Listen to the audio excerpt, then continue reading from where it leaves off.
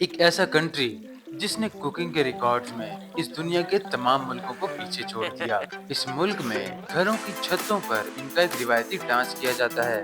یہ ہے عرب دنیا کا سب سے زیادہ ماڈرن کنٹری لبنان، اور آج اس کے چند سب سے اہم فیکٹ سے بات کریں گے۔ نمبر 1، باتارا جورج واٹر فال ایک بہت ہی خوبصورت واٹر فال ہے، لیکن سب سے کمال کی بات یہ واٹر فال ایک غار کے اندر موجود ہے، اور اس غار کو کہتے ہیں کیو آف 3 برجز۔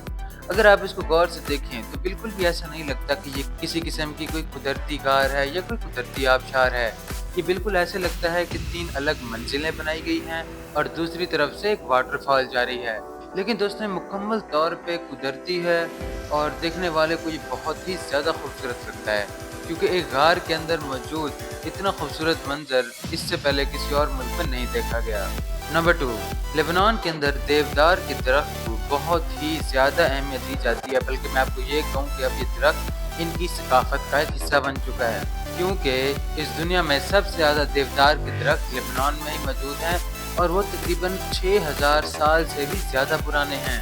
یہی نہیں، سب سے اہم بات تو اب آتی ہے کہ لبنان کا جو جھنڈا ہے اس کے اوپر بھی دیودار کا درخت موجود ہے، اور اس سے بات واضح ہو جاتی ہے کہ یہ لوگ اس درخت کو کتنی زیادہ اہمیت دیتے ہیں، اور اب یہ درخت ان کے ملک کی ایک ثقافت بن چکا ہے۔ نمبر 3، جیٹا گروٹو بیسیکلی یہ ایک ایسی جگہ ہے جس کو دنیا کے 7 عجائب کے لیے نامینیٹ تو کیا گیا، لیکن اس کو ان 7 عجوبوں میں چنا نہیں گیا۔ آخر اس میں ایسی کیا خاص بات ہے؟ دوستوں یہ جگہ بیسیکلی 2 غاروں سے مل کر بنی ہوئی ہے، اور یہ ایسے ہی نہیں بن گئی بلکہ اس کے بننے میں کروڑوں سال لگے ہیں۔ جب آپ اس جگہ کو غور سے دیکھتے ہیں تو غاروں کے اندر کچھ تراشے ہوئے پتھر ہیں، کچھ منرلز ہیں۔ یہ کسی نے نہیں تراشے، بلکہ یہ صرف پانی کے ڈراپس کی وجہ سے ایسے بنے ہیں۔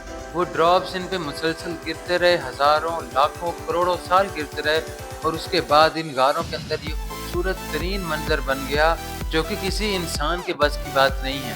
اسی وجہ سے اس کو 7 عجائب کے لیے نامینیٹ بھی کیا گیا تھا، اور اس کی خوبصورتی کا خیال رکھتے ہوئے اس کے اندر کچھ میوزیکل کنسرٹس بھی ہوئے، لیکن یہاں پہ کسی قسم کی پکچر لینا الاؤڈ نہیں ہوتا، کیونکہ ان کو لگتا ہے کہ ان کی ریڈیشن سے اس پہ ہلکا سا افیکٹ پڑا تو اس کی خوبصورتی خراب ہو سکتی ہے۔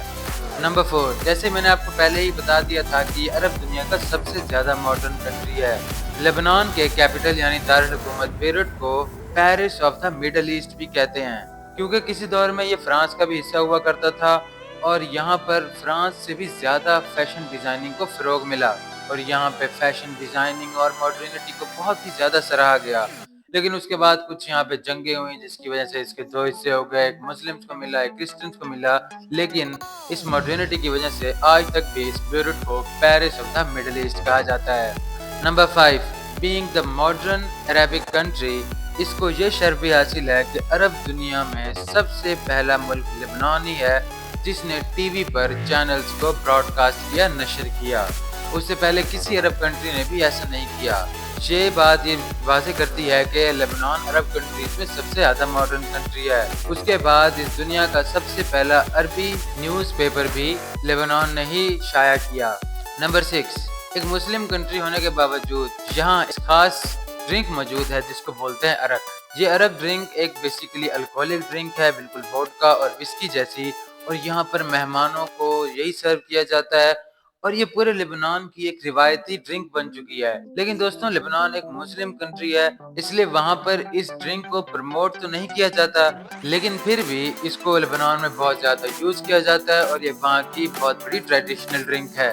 نمبر 7، لبنان کو یہ شرف حاصل ہے کہ کوکنگ کی دنیا میں اس نے بہت ہی زیادہ نام بنایا۔ اس دنیا میں تقریباً 7 سے زیادہ Guinness book of world record لبنان کو ملے ہیں، صرف اور صرف دنیا کے سب سے بڑے کھانے بنانے کے لیے۔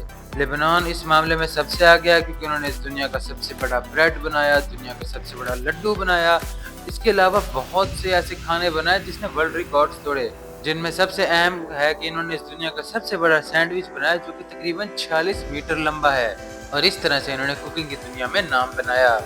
نمبر 8، لبنان کے اندر ایک بہت ہی ٹریڈیشنل ڈانس ہوتا ہے جس کو بولتے ہیں ڈب کے ڈانس۔ یہ ڈانس بیسیکلی بہت ہی وائلنٹ ہے، اور یہاں پہ ایک دوسرے کا ہاتھ پکڑ کے کافی اچھلنا پڑتا ہے، اور اس کے لیے بہت زیادہ انرجی چاہیے۔ بیسیکلی کافی پہلے کی بات ہے جب یہ کچے گھر بنائے جاتے تھے لبنان میں، تو کافی لوگ ان چھتوں پہ چڑھ کے ایک دوسرے کا ہاتھ پکڑ کے जंप करते थे ताकि वो दीवार कंप्रेस हो सके और वापस में मिल सके। तो ये उनकी रिवायत ही बन गई, जिस तरह वो हाथ पकड़ के जंप मारते थे, अब एग्जैक्टली वो उसी रिवायत के तहत डांस भी करते हैं हाथ पकड़ के। तो दोस्तों, ये था दुनिया का एक बहुत ही इंटरेस्टिंग कंट्री लेबनान और इसके चंद इंटरेस्टिंग फैक्ट्स। नेक्स्ट वीडियो में मजीद कंट्रीज के फैक्ट्स के बारे में बताऊंगा। तब तक के लिए अल्लाह हाफिज।